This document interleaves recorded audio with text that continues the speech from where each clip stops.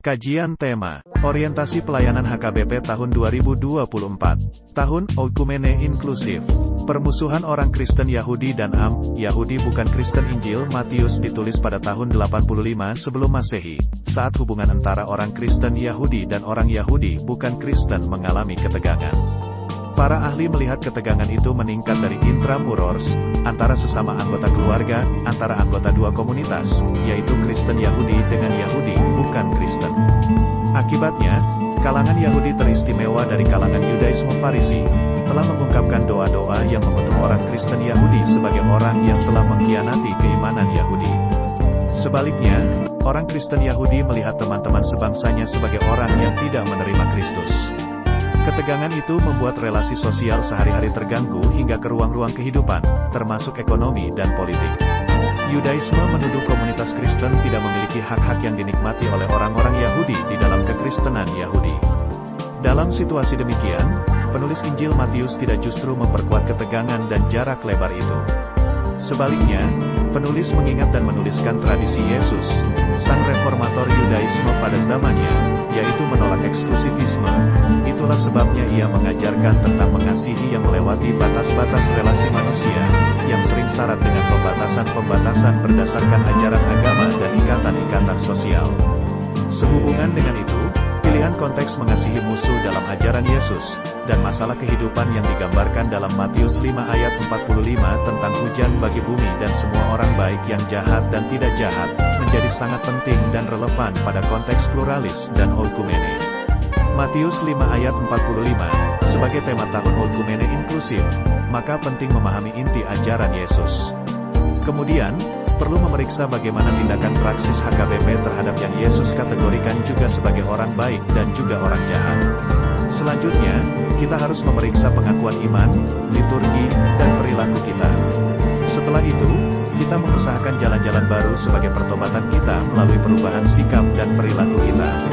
Hal itu semakin penting karena terjadinya pengkotak-kotakan di tengah masyarakat, terlebih menjelang pemilihan legislatif dan presiden pada tahun 2024, yang dipakai untuk kepentingan sempit. Dalam hal ini, para pengikut Yesus termasuk HKBP, harus menolak hal itu. Sinode Godang ke-66 menetapkan bentuk-bentuk yang diminta oleh WCC untuk melawan rasisme dan sejenisnya yang jelas bertentangan dengan ajaran Yesus berdasarkan pada nas ini. Beranjak dari khotbah Yesus di bukit, tema tahun ekumenikal inklusif, Matius 5 ayat 45, yang berasal dari khotbah Yesus di bukit ini didahului dengan ajakan untuk mengasihi musuh dan berdoa bagi musuh. Kamu telah mendengar firman, kasihilah sesamamu manusia dan bencilah musuhmu. Tetapi aku berkata kepadamu, kasihilah musuhmu dan berdoalah bagi mereka yang menganiaya kamu. Ayat 43-44. Tidak mudah untuk mengasihi musuh, apalagi berdoa bagi musuh.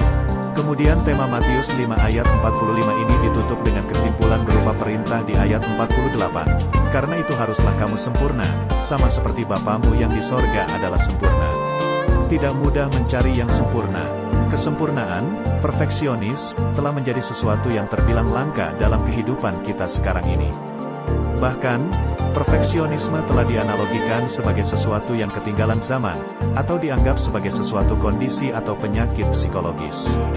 Kedua kesulitan ini secara tidak langsung telah menuntun kita menemukan jalan, bagaimana sebaiknya memahami Matius 5 ayat 45 ini. Pertama, untuk memahami tema ini kita tidak bisa melepaskan nas ini dari kesatuannya dengan khotbah di bukit. Memahami ayat 45 demikian juga ayat 43-48 amat bergantung pada bagaimana memahami khotbah di bukit. Matius 5 ayat 45 ditempatkan pada bagian akhir dari khotbah di bukit untuk menunjukkan posisinya yang semakin penting. Seperti Matius 5 ayat 43-48 ini adalah bagian yang harus diingat tidak boleh dilupakan dengan menekankan kesempurnaan sebagai titik intensitas tertinggi dari pengajaran Yesus. Dengan demikian, pertama-tama yang perlu diingat adalah bahwa tafsir terhadap tema tahun ekumenikal inklusif ini adalah bagian yang tak terpisahkan dari tafsir mengenai khotbah Yesus di bukit. Mengasihi musuh sebagai kualitas khusus yang menandai pengikut Kristus. Sempurna di sini berarti lengkap, utuh, dewasa, berprestasi, atau perfect. Tidak bisa dipungkiri bahwa kata ini begitu penting bagi Matius. Dalam Injil Sinoptik kata ini muncul hanya dalam Matius, dan digunakan sebanyak 3 kali. Tidak bisa dipungkiri bahwa pemakaian kata ini oleh penulis Injil Matius ada dalam kerangka menekankan kualitas khusus yang menandai para pengikut Yesus.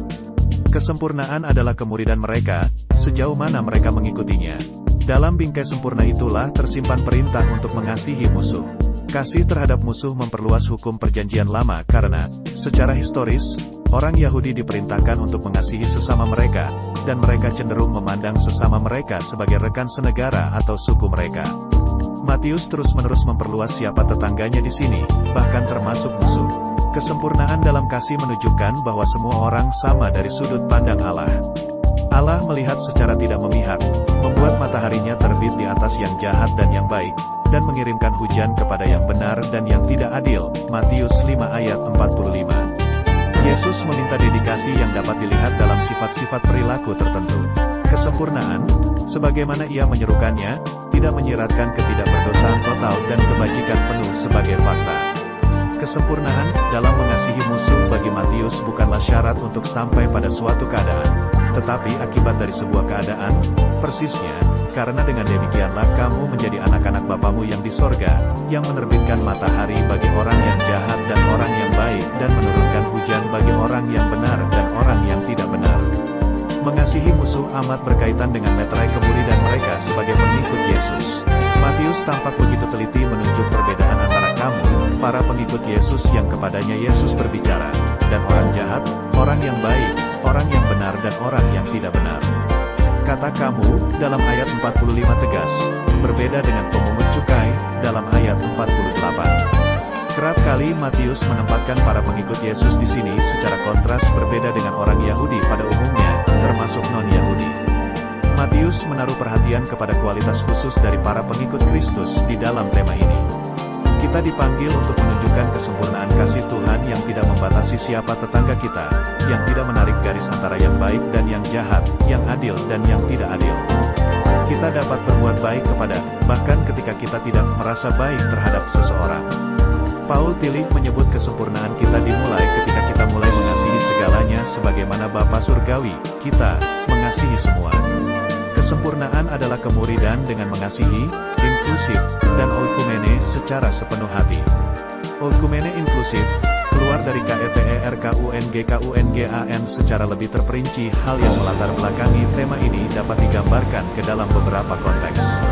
Pertama, ada preseden bahwa orang Yahudi abad pertama sedang menggunakan perlawanan tanpa kekerasan sebagai cara untuk menunjukkan protes.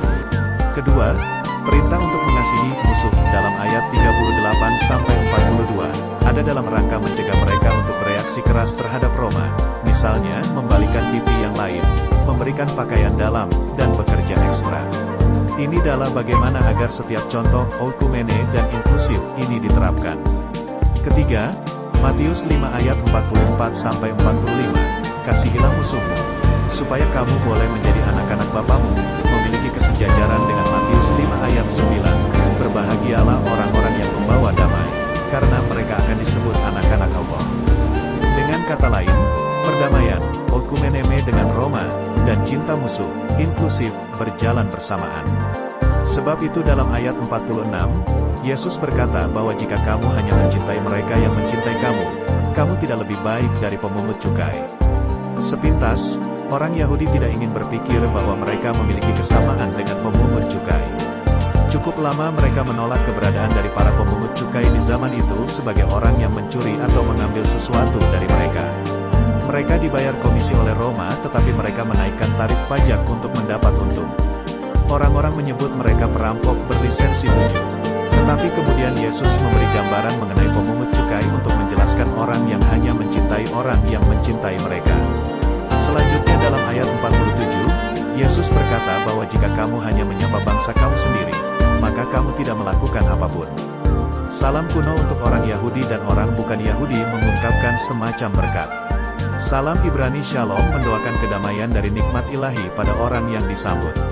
Beberapa orang Yahudi tidak ingin mengucapkan salam kepada musuh mereka karena mereka khawatir hal itu akan menghasilkan kesuksesan dan kemakmuran bagi musuhnya. Selain memiliki kualitas yang khusus, sempurna, sebagai pengikut Kristus, mereka dituntun untuk keluar dari pola pikir mereka yang lama.